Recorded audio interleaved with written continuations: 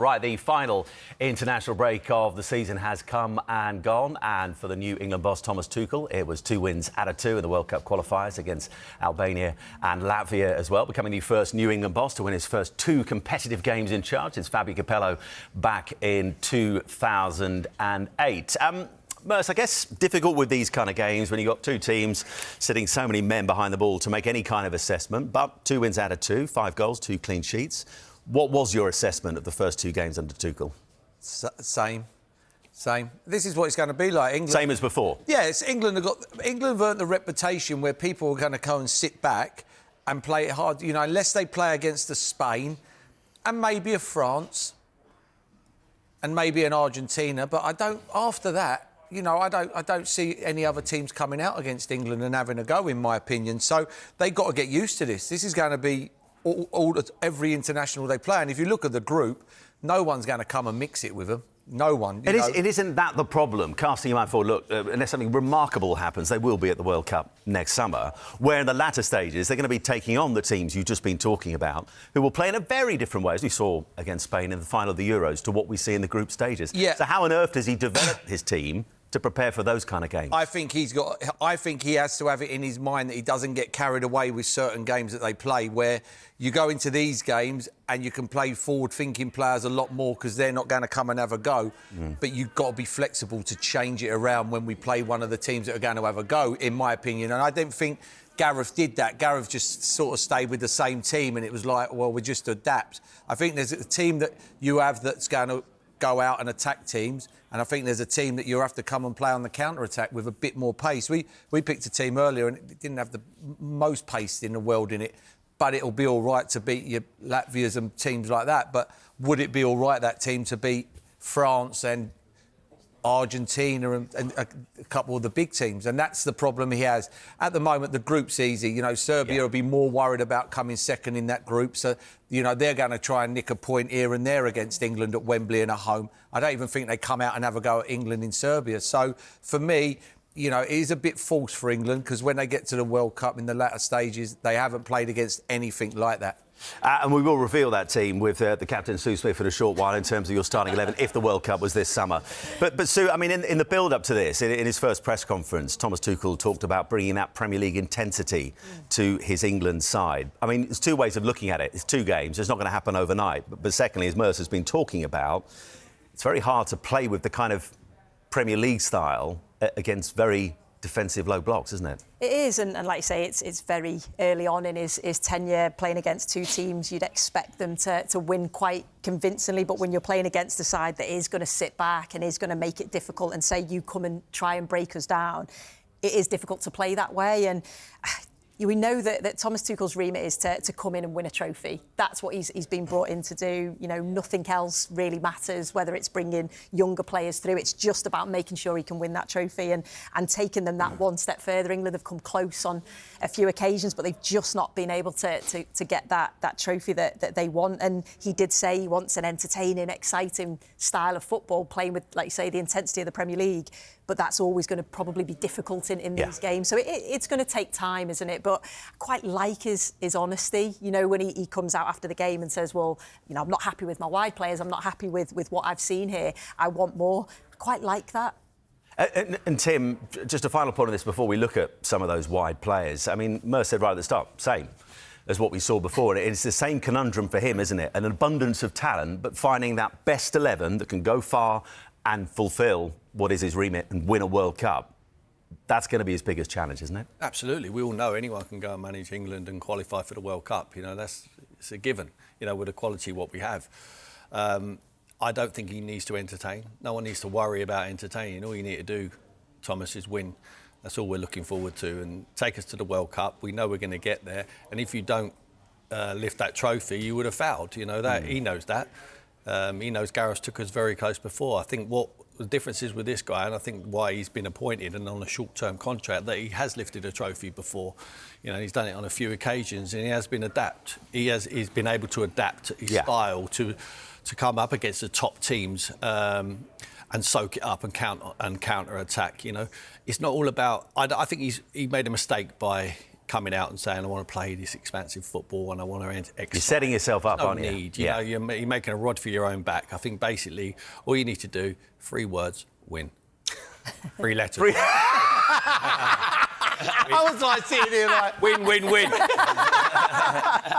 Brilliant. Marvellous. Seriously, I was like, That's all you need to do. I mean, it's just straightforward. 3 letters, win. It's straightforward. Yeah. Yeah. That's 2 words, isn't it? Let's talk about Marcus Rashford, Merce, because talk about wide players. We know Tuchel likes proper wingers who can get down the line, get the crosses in as well. There was a lot of debate we had a couple of weeks ago ahead of the international break about whether he deserved his place in the squad. Look, he got starts in both games after a really difficult season. Does that indicate that for Tuchel, if he's in form, that he sees him as the person on the left going into the World Cup? See, this is where I'm talking about, where you play certain players that you've got to break teams down, and certain players where we're going to be under the cosh a bit against some of the top nations, and we have to counter-attack. When we're playing against the teams that are sitting 11 behind the ball, the first 2 players that get in my team are Grealish and Foden. They get in straight away because they can make things happen, get free kicks, they can put balls through the eye of a needle. It's when we play against France and teams like that, and how good Argentina are going to be next year, I don't know. But when we're going to be under the cosh because we don't keep the ball enough, then we need people like... Then you change your team and you put Rashford in it because he's got pace and he's brilliant at counter-attacking and he can score goals. And that's where I think Tuchel's got to be flexible. I think he's got to be flexible in that way. And I think that's been the problem with Gareth. I didn't think he was flexible. I think he just kept on going the same old, when... There's horses for courses. Certain players should play in certain games and not be scared to change it. And I think with Sue and Tim, I don't think this bloke would be scared. I think he'll make decisions and he won't care who he upsets. Which is probably why he was perfectly fine to put Rashford in, even though Sue hadn't played an awful lot of minutes this season till he gets that move on loan to Aston Villa. Did he do enough for you over the course of the 2 games to justify that starting place? I certainly understood the questions for his inclusion, because I just wonder, had he done enough for Aston Villa to get that inclusion when you looked at maybe some of the other players? I thought he showed lots of endeavour, but at times that final ball wasn't quite there. But, you know, Thomas Tuchel clearly likes him, thinks that he can add something different, similar to what Mer said. It depends what game. Yeah. You know, he's very good at stretching the play. We know that. So he's got that pace and beyond. We know that at the moment he's not quite, you know, at the levels he wants to be at, but maybe he's on that journey of doing that. And I think that's what Thomas Tuchel said. He said, well, I've seen a gradual improvement at his time at Aston Villa. I just wanted to continue that journey with him at international level and give him that opportunity. So, yeah, I still think there's more to come from Marcus Rashford. We all know where he can be, but at the moment he's probably not quite there yet.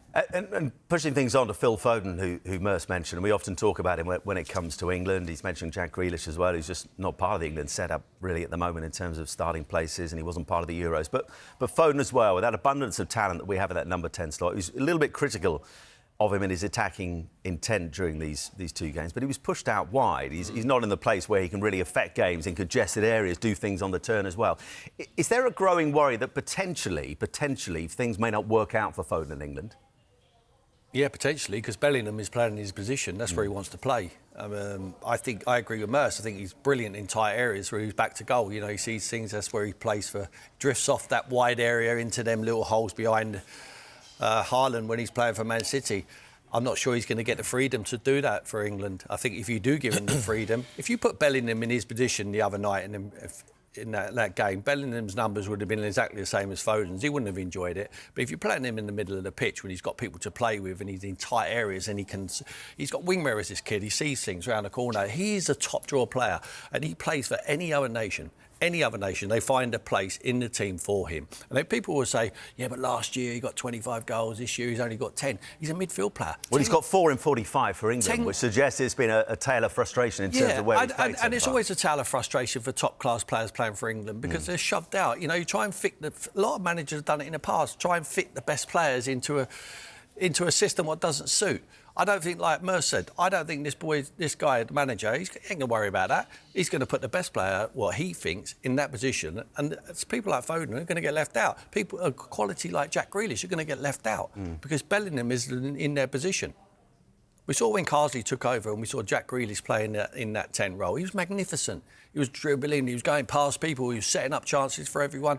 He's not going to get a chance to do that because Bellingham is his number 10. Now, if you're Foden and you're Grealish, you want something to happen to Bellingham for you to get an opportunity, and it's as simple as that. That's how the world goes round as a footballer.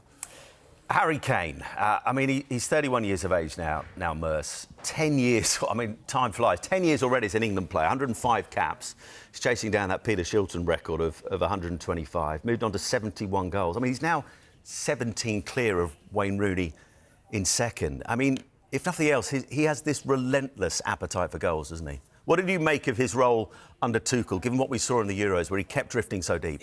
I don't know if he was fit in the Euros. He wasn't. Yeah, no. Exactly. So, you know, he's my favourite centre-forward. I think he has everything. I've always waxed lyric about him for a long time. He can play to as long as he wants. He doesn't rely on his pace. He's very intelligent. He's a goal scorer, but he can drop off and provide as well. There's not a lot of them about. Yeah, I just couldn't talk highly enough of him. I don't think he gets the credit he deserves. I really don't. Obviously, probably because he hasn't won anything in the game yet.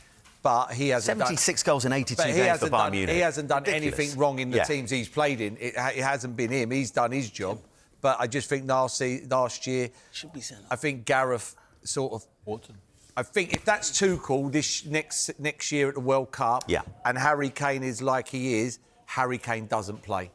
It's as simple as that. Tuchel will make that decision. You mean if he's like he was at the Euros? If he was like he was at the Euros... and he's not going to carry him, is he? No, not a chance. Not a chance. He's here for one reason, as Sue said. He's here to win the World Cup. He's got 18 months. That's what he's here for. And he won't care if he upsets people, because if he wins the World Cup, he'll probably be on his way anyway, and he'll be back into club management. So if he had a dip, or he was injured for the World Cup, who would be your number 9 heading into the World Cup? This is where I don't get it, because we're playing teams like Latvia and teams like that, and we're playing at home. We all know Pickford is the goalie. Yeah. We all know Harry Kane's our goal scorer. And he's going to score, yeah. And they keep on playing them. Bring them out and start playing other players. Because sooner or later you'll get to a stage where you're going to need these players to come in, and they need to have caps. It's hard to play for your country, you know, and it's pressure, you know, and everybody wants to beat England. So just keep on changing it up. I just don't... that's what I'm watching, you know, Bellingham. We know Bellingham's going to play. You know, we know he's a good player. You know, I know Declan Rice is a good player. You know, start mixing it up a bit. All right, I know people go, we've got to qualify for the World Cup first. I mean, I'd like to think we can get a team from here to qualify for the World Cup in that group. So, for me, I just don't get it. I think sometimes we've got to... He ain't playing. You know why? He's Irish. He wasn't very happy with that, Clinton. He's Irish. I'm sorry. He wished, didn't you? Who would you have in the Sky Lever then, Merce? You can't have Clinton. Can't have Clinton? No. He's English. No respect. He's English. I have Tim and Roy in midfield, centre midfield. Roy who? And, oh no, Roy King can't. So I'm having Jamie Redknapp. Jamie Redknapp. I know why we gone down this. We've hit a cul-de-sac. Tim and Jamie Redknapp. Does Tim get in? 100% Tim and Jamie Redknapp in centre midfield. So who's centre back then? Centre backs, who would I put? I can't even believe you're not even said Dawes. Michael Dawes. Of course, Dawson. Dawson staring intently at the screen. Stop jumping up, Dawes. Stop jumping up. No, I'm not. Let's move on. I'll think about it. I'll do my team. I'll go through the pundits. G-Nev, Micah. Nico Richards, I'll play. Gary Neville, the two full-backs. Jamie Carragher, centre-half with Michael Dawson. I mean, how many... What are we going to beat Latvia? Solid.